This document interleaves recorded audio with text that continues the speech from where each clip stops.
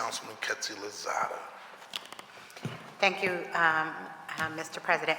I just have to really, I want to make a statement and then I want to follow up on with two questions.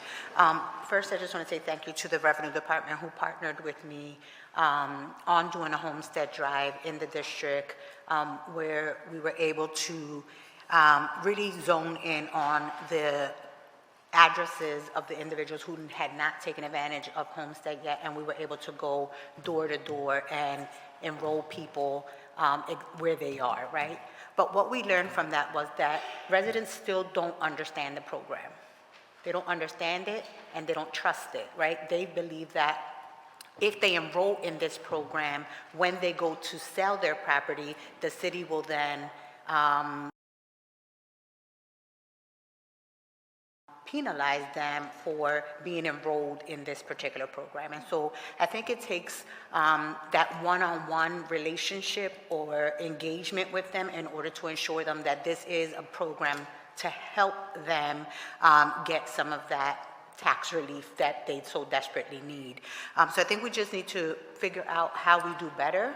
I'd like to ask, what are you all doing to ensure that communities that are not non-English speakers understand the program better and have access to enrolling? Because we oftentimes talk about a digital divide in many communities, but these programs require them to enroll online.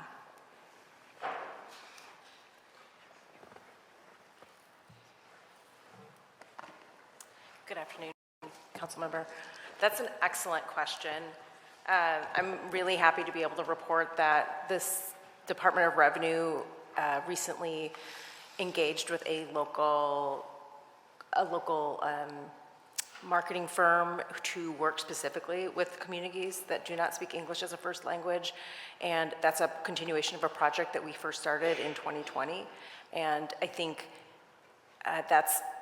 it's a very important aspect to our outreach that we understand. I think Revenue is very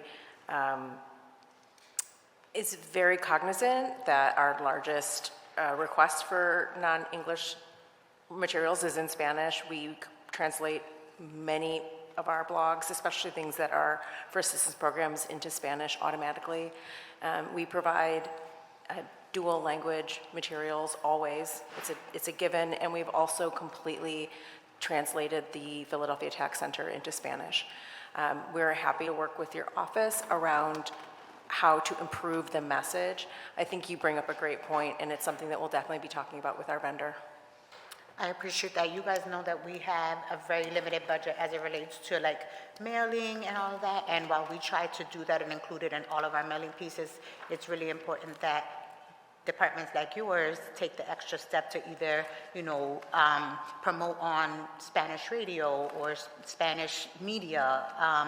I have a huge constituency of folks that speak Mandarin in the district who also don't understand, who are not enrolled. And so anything we can do in languages besides English to be able to encourage folks to get enrolled is extremely helpful. I also want to add to Councilmember Gardier's request for information around the Housing Trust Fund. If we could add to her request the list of developers who consistently take advantage of that paying into the Housing Trust Fund to avoid the affordability requirement, I would appreciate that. Because what I do want to see is, as we are meeting the goal, or as we're trying to hit the goal of that 30,000 new units, or housing units in the city, I want to make sure that I want to know who the developers are, or who are their partners. And if it is those who consistently want to pay to avoid the affordability, then I'm gonna have a serious problem with that, right? Because the land, the available land, is in the 7th and in the 5th, right? And so if they are doing projects in districts like mine and consistently avoiding that affordability requirement, then I don't think that we should be using them to meet our housing goal. Got it. Okay. Thank you. Thank you, Council President. You're welcome.